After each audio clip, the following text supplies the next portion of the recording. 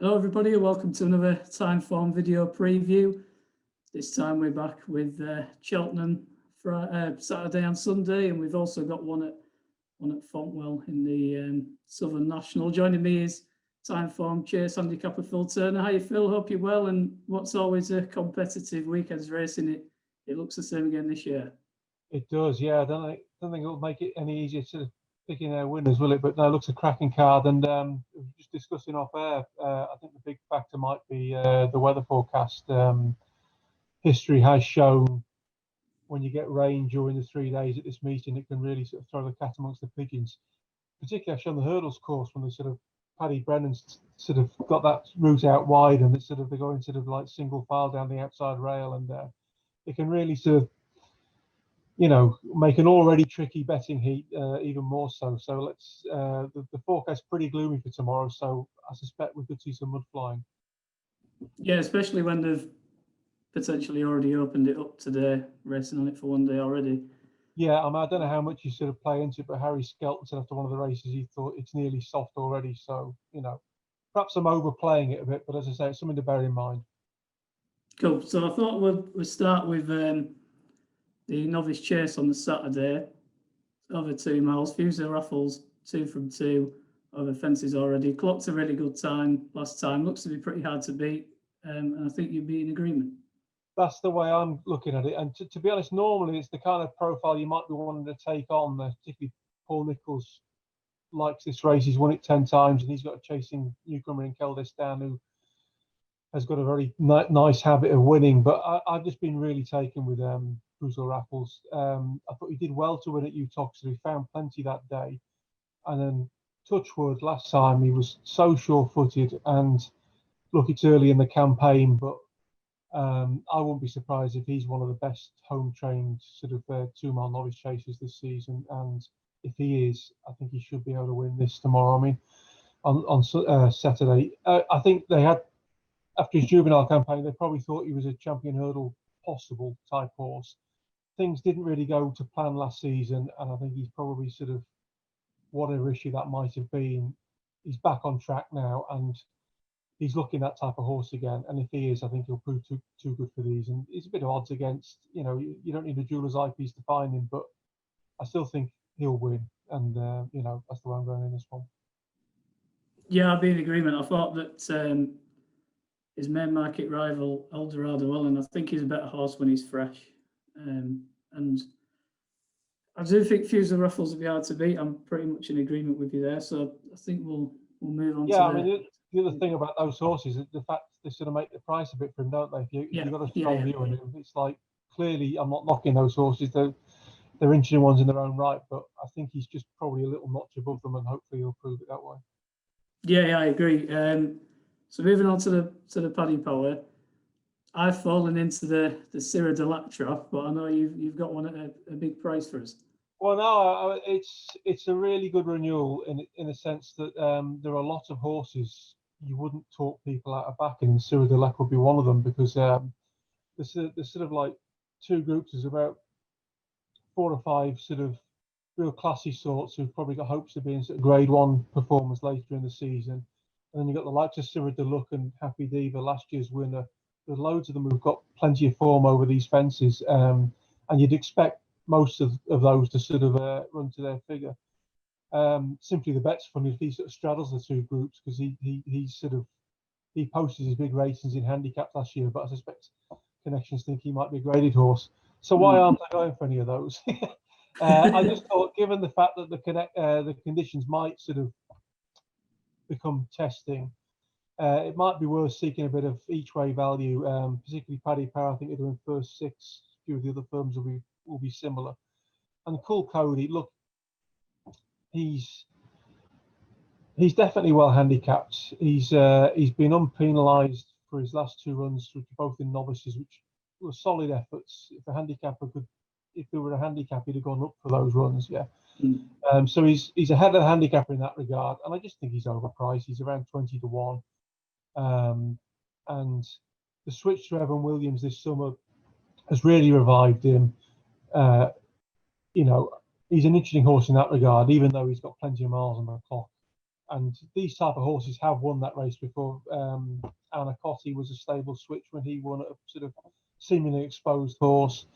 Even looking much further back, Bow Ranger, Shooting Light. Okay, that was Martin Pike, but yeah, it does happen, and I just think he might outperform his odds. And as I say, what could be a tricky heat, I said he's got a better chance than those odds might imply, and that's the way I'm going in it each way with Cool Cody. Yeah, I seem to remember, didn't he win the 2.5 mile handicap at this He meeting? did, and that was one of those when the mud was flying, and it was I think he was 25s that day. It was a big price for his previous yard, so you know he likes the time of year. He's just clutching at straws. But no, I think he's, you know, touch wood, his jumping's been really good. He's been racing with plenty of zest, and he jumped round the course. You know, it was a perfectly solid effort last time over this track when runner up to Southfield Stone, and I'd be hopeful of a good run.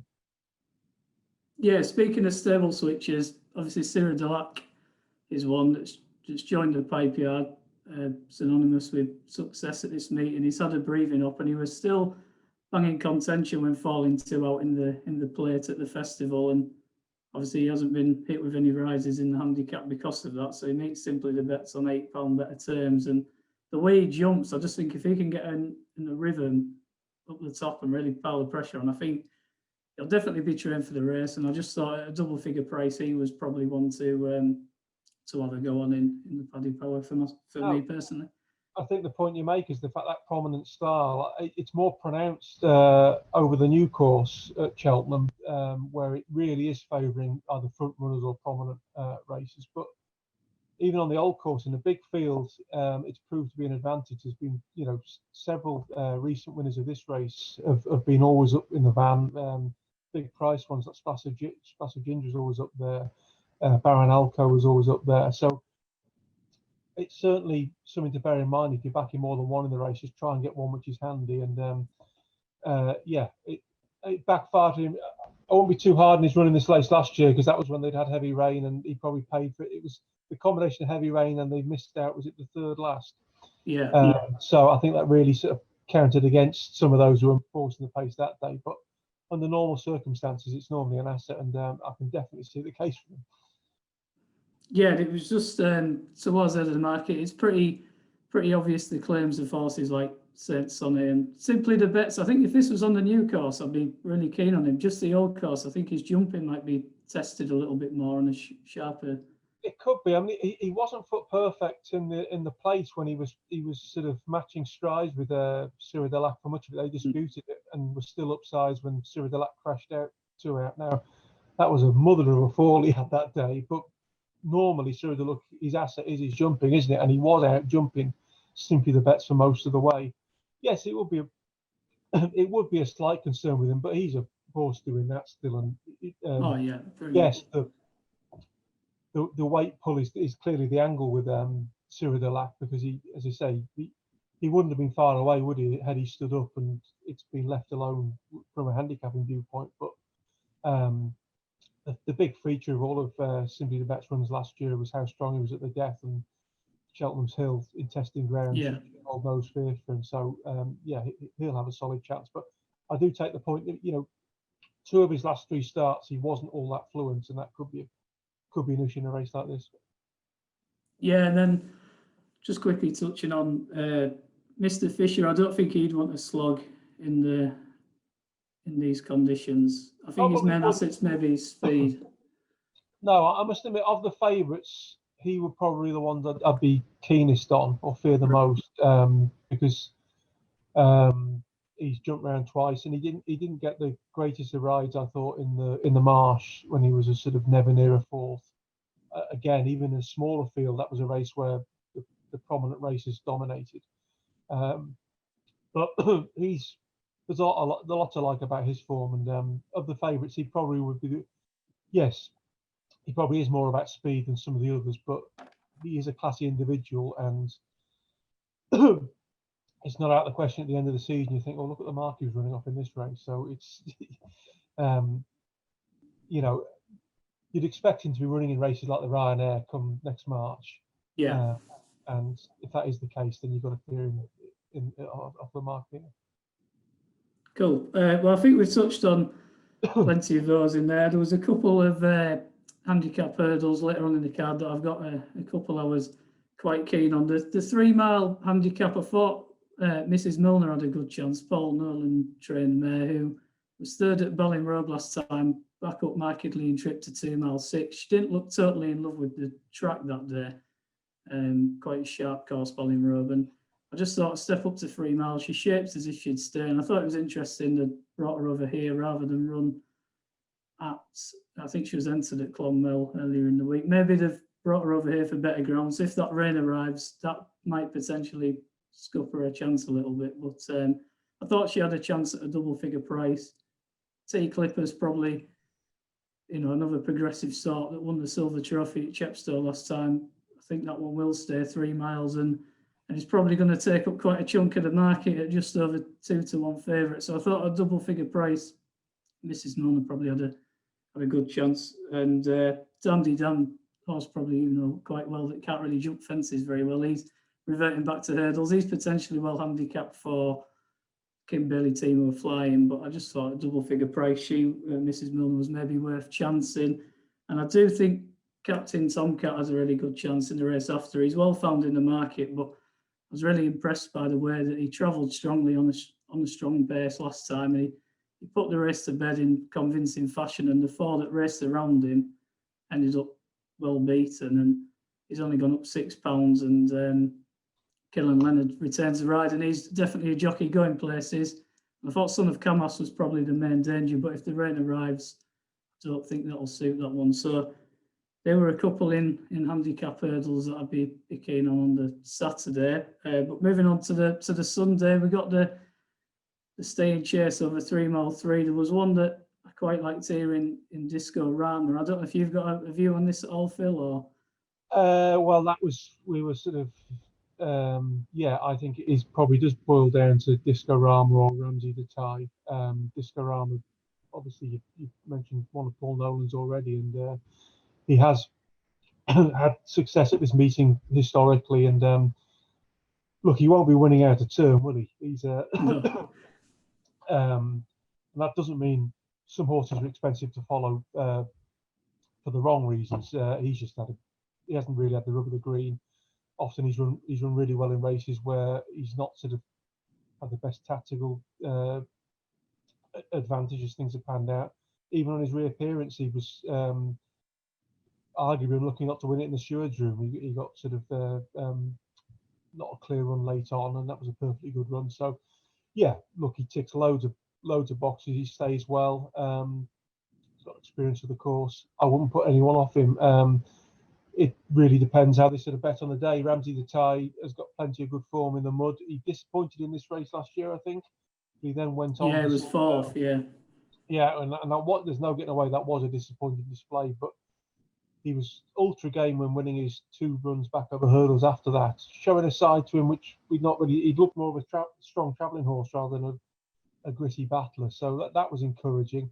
And look, although he was beaten a fair way, he didn't disgrace himself in the Grand Course d'Auteuil on his reappearance. And I don't think many of these, if they'd been running in that race, would have showed up for as long as he did. So yeah, I think it's between the two, and it really just sort of depends how they bet on the day. I probably would be siding with Disco Rama, but if there was a lot of rain and it did become really, really heavy by Sunday, Ramsey to Ties, I think he's won 5 times in heavy, and that's hard to ignore. It's Disco Rama's got plenty of form in the mud as well, but as I say, that would sort of put me to the grey horse a bit more if it was really testing by then. Yeah, it was that Ultima form that kind of dragged me towards Disco Rama as well. I think if that Ultima was over a little bit further, he'd have been bang there at the finish, and like you say, he stays really well, and he just looks like a horse that going. But I fancied him for the Irish National last season before it. Yeah, he's definitely due one, isn't he? And he flopped on his second start last season. I remember that because I backed him. But by and large, he's really reliable. And of the pair, funny enough, he's probably the one more likely to run through his rating. So yeah, he probably is the most solid option. I think it's always nice when West Approach makes the market for you anyway. So yeah, I was surprised to see he was favourite in all seriousness, and I don't know what the sort of arrangements is with. But I always presume that was Robbie Power's ride, and of course he's riding Discorama, and whether he's cried off one for the other, I don't know. But as I say, it's I'd be taking on West Approach for all for all he's probably handicapped to win. Yeah, for all he won this race last year, there was only 7 runners, and like you say, if he found as much as looked likely, he'd have won a fair few good races by now. But yeah, irresolute probably the words. But we'll move on to the Schler. Looks a cracking renewal. Would you be for or against Steffi? This would be a race I would probably just watch, but you hold the gun to my head. I would definitely retain the faith with Defi de Soy. Look, it was a inexplicably bad run of the Queen Mother, but bar the season when all of Philip Hobbs were under a cloud, he's been a model of consistency at a very high level, and he wins races in all types of races. If it's a well-run race, that suits him. If it's a messy race, it can still suit him. He sort of gets out of trouble to win those races. So yeah, I definitely retain the faith with him. But given it's the start of the season and the varying levels of fitness, you just don't know how ready some of these are, and that's why this type of race is one I probably prefer to watch. But yeah, he would be the way. I won't talk anyone off back in, but like that. Yeah, the view I took was if he hadn't run in that champion chase, he wouldn't be 7-4, 15 No, that's a very good point. He would be odds on. Yeah, I guess it's sort of, in some respect, he's meeting the odd new horse here, isn't he? And Rouge Vif was very good on his reappearance, but I think Rouge Vif will definitely overturn Arkle form. I thought that Arkle kind of fell apart a little bit, and only the first two on the day kind of showed their running. It is that danger with Put the Kettle on. You just consistently keep underestimating. She keeps winning, yeah. It's like, my gut feeling is that she will struggle this winter, but until her winning run stops and proves that she's going to struggle, it's sort of like I'm loath to be too critical of her, but I'm inclined to agree with you. It was a funny race, and she got away out in front, and look, she's a hugely likable individual. Don't get me wrong, but I'd be surprised if she's at the kind of level Defi de Soy has been sort of racing at for so long, and yeah, I think she'll find this much harder. Cool, and then we'll just quickly move on to the Greatwood, the big handicap hurdle. And the one I quite like here is Pro Schemer for the Skelton team, who was really well backed on reappearance at Wetherby on handicap debut, and was really confidently ridden like a well handicapped horse. And because he was so confidently ridden, the winner ended up getting first run, who has actually won over fences since. And I just thought he screamed big field handicap where he can travel through them. I don't think he really wants hold up tactics. He never really had to turn a foot on the flat. So I'd like to see him be ridden a bit more prominently, but I think there's definite potential off his mark, and I'm not sure Edwardstone this track would exactly be to his liking. And Time White obviously won that 4-year-old hurdle at Chepstow really impressively, and looks a big scopy sort of jumper fence, so he's obviously improving, so you'd have to respect it. But I thought those at the head of the market, Pro Schemer was the one with the potential. We've seen what the Skeltons can do, the likes of North Hill Harvey that won this a few years ago as well. But I know you've sort of thought last year's winner had a squeak, who had excuses last time and brought down. He was still travelling all right in the Betfair. He was. I haven't looked at this race as closely as you, Kieran, and I wouldn't put anyone off the Skelton horse. I know other people in the firm fancy that as well. So, but there's no doubt Alan King is very good in this race. He's won 2 of the last 3, hasn't he? And I just thought last year's winner, Haram, as I say, he's proven in these type of events, and was in the process of running another really good, solid effort in the Betfair.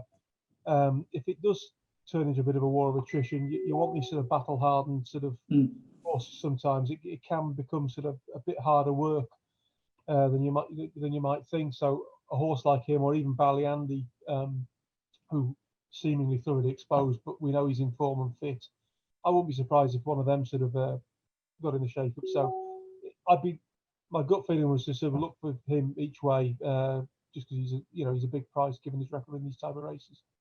Yeah, and similar to the Paddy Power, I'm sure a few of the big firms will be going extra places as well. So I couldn't put 20 to 1. You know, I couldn't put people off that for an each way price. And then I know you've got one for us in the Southern National at Fontwell. Yeah, Will he be able to jump Cloudy Glen? Or I know he's a horse you were quite keen on last funny year. enough, the jumping is a perfectly good question, given he did fall twice last season. But I don't think fundamentally he's a dodgy jumper. By far, the biggest concern with this one is the trip. We're talking ad nauseum about the likely rain. It's probably going to go to Fontwell as well, and it can develop into a bit of a slugfest. But there's only a handful of runners, so it might not be the type of race you normally suspect with a marathon contest.